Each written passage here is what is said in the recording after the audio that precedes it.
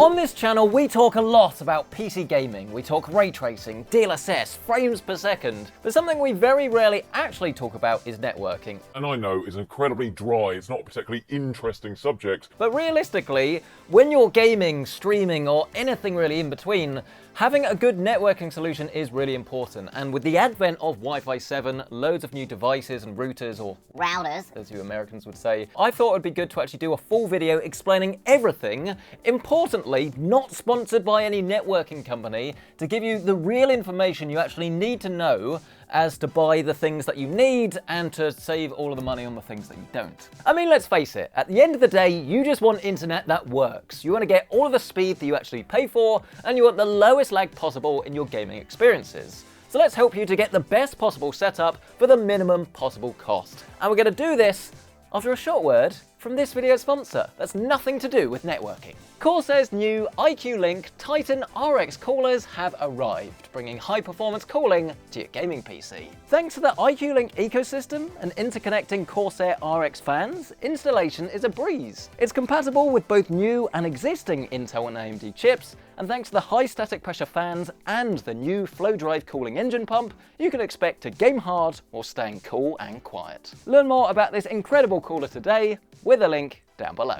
So let us start then with the new. What is Wi-Fi 7 and should you even care? Well, Wi-Fi 7, or 802.11be to be precise, is the newest and fastest standard of networking and provides speeds up to 2.4 times faster than Wi-Fi 6E per device, with a total theoretical router speed of 46 gigabits per second, up from 9.6 gigabits per second on Wi-Fi 6E. It does this in several ways. Firstly, by doubling the maximum channel bandwidth to 320 MHz, encoding 20% more data onto each radio signal, and also allowing for multi-link operation, where the client can connect to the router with two bands at the same time. And I'd argue that this is probably the most useful thing about Wi-Fi 7, because we've all done that thing before where you connect to the faster 5 GHz band, you do this on your phone or you're playing RuneScape on your laptop, and as you start to move further away, the whole thing just like cuts out entirely because you've lost that 5 and you're kind of waiting for your laptop to reconnect to the 2.4 band. But by allowing you to actually have both of these at the same time, you get the benefits of the faster speed, but then also the range, again, if you start to go a little bit further. And this also works with 5 and 6 as well.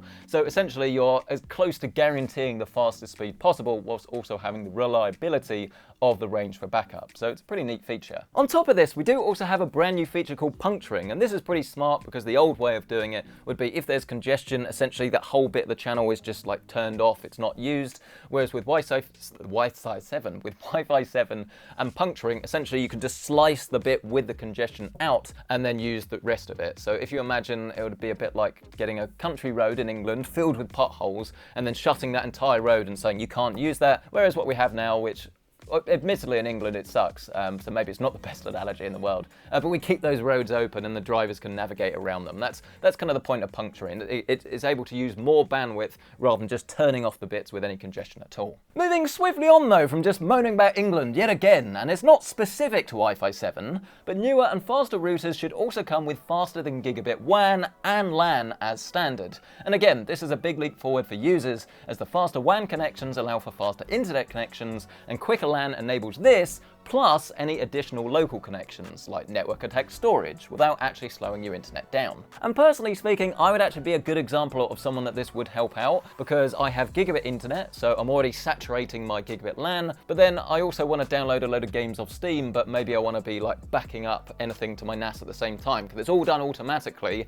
and I quite often notice, or at least I did before I fixed the problem with the new router, they would clash together essentially, so I wouldn't get the full speed on Steam, or I wouldn't be backing up to the NAS at the full speed. And especially if I was trying to play a game, then sometimes it would be uploading to the NAS at the full speed and I'd get a load of lag and I'd have to manually go and sort of turn the backup off.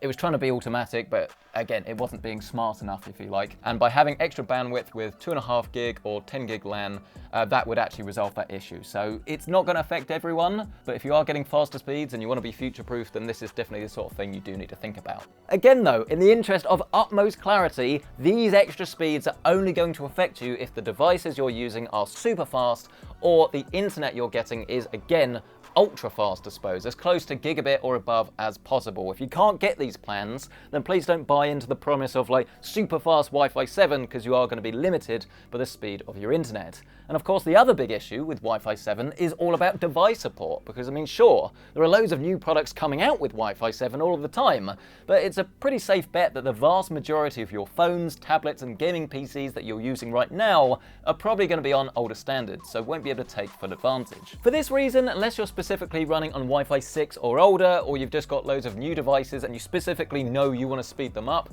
then I would say be very cautious buying into the promise of Wi-Fi 7, because, okay, if you've got loads of money and you just want the absolute best networking possible, great, but again, unless you're specifically able to take full advantage of these features, it's not something that I would recommend really to most users, because there's probably better uses of that money. New SSDs, new graphics cards, taking your partner out to dinner, that's always an option. The other thing to consider and bear in mind is that the bands remain the same as with Wi-Fi 6E, with 2.4, 5 and 6 GHz, each coming with the same challenges that we saw previously. The higher the frequency, the faster the performance, but the shorter the range. This means that while a new wireless VR headset with a Wi-Fi 7 router in the same room would probably work fantastically, whilst a gaming PC with Wi-Fi 7 on the complete opposite side of the house would still be stuck on the slower bands, negating the advantage of Wi-Fi 7. But ladies and gentlemen, this is now the bit that I genuinely think is going to make you laugh. This is going to be the most fun that you've had all year. I want to play a very quick game with you. So what we have here, it was supplied by Netgear, but as I say, this is no way sponsored by them, as I think you'll be able to work out from what I say in the next 5 minutes of this. But this is essentially like their top-end, most die-hard Wi-Fi router mesh network kit for people with the absolute largest homes, and they want every single feature. Everything about this is fully kitted out, right? But it kind of defies the word expensive. Put in the comments down below how much you think this is going to cost. And obviously the clue is that it's not cheap. This is why I'm mentioning it, but I guarantee you're probably still going to be incorrect. Have a fair guess. How much do you think this 970 Wi-Fi 7 Orbi set is? I mean, don't get me wrong, there definitely will be customers out there that will be crying out for the most hardcore networking solution. They've got, I don't know, ridiculous mansions and all the walls are really thick and they want to just have the one box that will solve all of the problems. But essentially, what you're looking at when it comes to a mesh network is not only the number of router/satellites that you get in a kit, because obviously the more you have, the better the coverage is going to be. If you had two, for example, if you've got a smaller size property, fantastic. But the further away you have them, then obviously the less effective that they are going to be, because they do have to talk to each other. Best way of doing this is going to be with a wired connection, but most people will probably set these up with just full wireless modes, right? So you put one next to your router, one in like the room upstairs, and then you have another one in a room a little bit further away. But unless you've got a really big house, two is probably fine. But obviously the more expensive routers will be larger, they have more antennas, they have more bands and things that you can actually use, and the antennas themselves will be larger. So each one of these, the more money you spend, should in theory give you better reception, better range, and then obviously better speeds as a result. So on the back of this you have 10 gig internet or your 10 gig WAN. Next to that you have 10 gig Ethernet. These others are limited to 2.5 gig Ethernet. And again, that's absolutely fine. That's perfect for most people. That's more than most people need right now, and it's something you'd be able to grow into. But if you're spending this sort of money, you would have thought that, especially on the main router rather than the satellites, you would get two 10 gig Ethernet ports. So I find that a little bit disappointing. The satellites obviously are different to the router, but you still got your 10 gig networking here and then two additional 2.5 gig. If you have an existing network, this is going to be the best way to actually use it, because it means you're not going to have to worry about the distances between the different routers and different satellites, because obviously the wire takes care of all of the communication. But you do actually have a wireless backhaul built into these. And again, on the more expensive routers, this is going to be of higher quality, it's going to have better bandwidth, and this is going to allow for better performance. Different kits not only will have different amounts of coverage, but they will also be able to accommodate a different amount of devices. So I believe this top end is 200 devices. If you step down, it's 100 devices. But obviously do consider as well all of the smart devices like your LifeX bulbs and all of these things that are using your network. The more devices you have, the more chance you can get of them getting confused. But let's get back to the real meat and potatoes of this. The question is, what do you actually need for great home networking? Of course, it should go without saying that a wired connection is almost always going to be the best and fastest option, so long as the wired port speeds are faster than what Wi-Fi could provide. If you're unable to connect with a wire though, and you don't want to go drilling holes through your wall or traipsing cables all the way throughout your house, you will need to pick between Wi-Fi and Powerline. And I think I actually have my old power line adapters still in the studio. I used to use these, I don't know, around about 5 years or so ago, and they absolutely serve a purpose. So what they do is you plug one end into the port near your router, one end to the device. So let's say you've got an Xbox all the way on the other side of your house, let's say, and your Wi-Fi's rubbish. Then these essentially bridge the gap. They use your electrical wiring as an Ethernet cable, if you like, connects the two together, and it works for the most part really quite well. But the problem with these has always been speed, really. You never get anywhere close, at least in my experience, to the rated speeds of these, which means that in like the modern day of really fast internet, these are just not going to give you the best performance. I'm fairly sure actually at my parents' house, I tried using these, but I found that the Wi-Fi that they actually had an old Orbi system from around about like 5-6 years ago. They were actually getting better speeds with that than they were with the power line, which is why we took those out. But there's definitely uses for these. I mean, in the grand scheme of things, these are a lot cheaper than buying like a high-end pack of mesh routers, right? So especially if it's just like one device or something you specifically want to speed up, this can be a great way of doing this.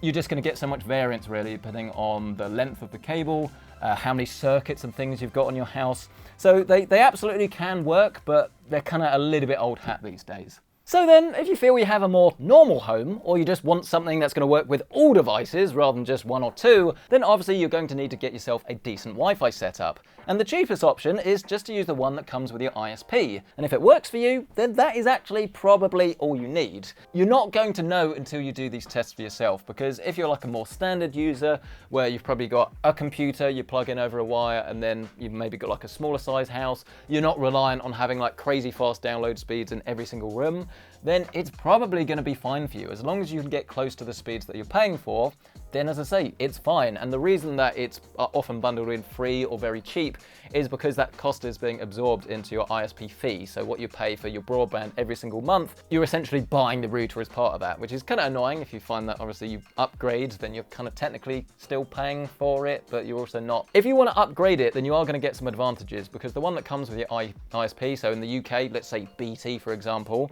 you get their little home hub thing, and you'll notice it's very small. So the antennas and things are going to be smaller, you won't have as many of them, and the throughput of the device just isn't going to be the same as something that's a lot more high-end. It might not be Wi-Fi 7. I've seen some in the UK, like EE, are now doing like a Wi-Fi 7 kit. And don't forget that with Wi-Fi 6E and Wi-Fi 7, with this 6 GHz band, that's a really short range. So whilst it's going to give you the best possible speeds if you're near the router, without having something with bigger antennas or multiple satellites, then obviously you're going to be very limited in terms of how much range you actually have on the 5 and 6 GHz bands. I mean, 2.4 for the most part is still going to do most people's houses, but obviously that is very limited when it comes to speeds. And if you're paying for 500 meg, you want to make sure that you are actually getting that. And this is precisely why for most homes where you're downloading a lot of files on your gaming PC, PlayStations, Xboxes, 4K TVs and laptops, I would recommend a third-party router or mesh system, as you increase your odds of having faster internet speeds in every single room,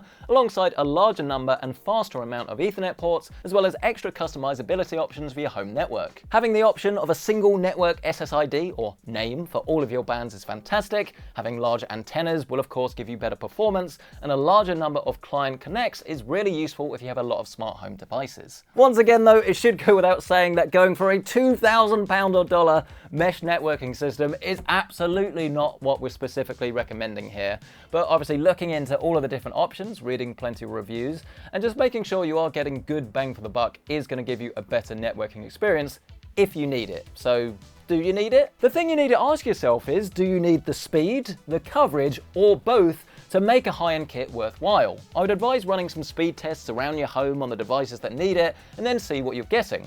Are your devices Wi-Fi 6, 6E, or 7? Would you be close enough to the router to use that blazing fast 6 GHz band of Wi-Fi 6E or Wi-Fi 7, or would that be a waste? Are you in range of a 5 GHz band for most devices to work at fast speeds, or do you just need good enough 2.4 GHz for all of your smart devices? It is pretty much all going to come down to the individual. Just because you're not getting your full rated speed in every single room, that doesn't mean it's a problem. What rooms are you actually using? How are you connecting? What ports do you need? Do you have network attack storage? Network attacked storage, that would be bad. These things are meant to solve a problem, and if you don't have that problem, then you don't need to be upsold into actually buying something. For me personally, I think a mesh network does make sense. I'm fortunate enough to live in a large enough property. The walls are very thin and it's no American house, but if I just put one router in a corner, it's not going to cover the other side of the house.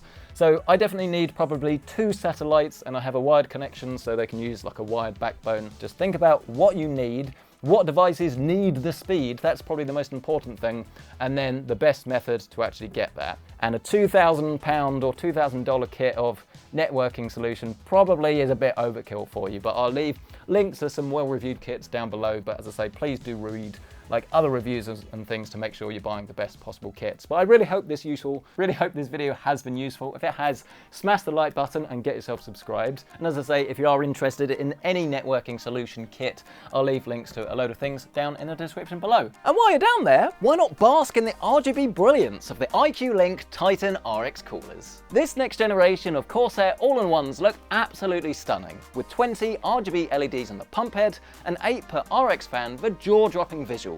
You also get interchangeable cap swap for proper custom styles. Connecting it together is dead simple too, all thanks to Corsair IQ-Link, and it comes in black or white, 240, 280 and 360 sizes. Get your call on today, learn more with the link below. But thank you guys so much for watching, we'll catch you in the next one.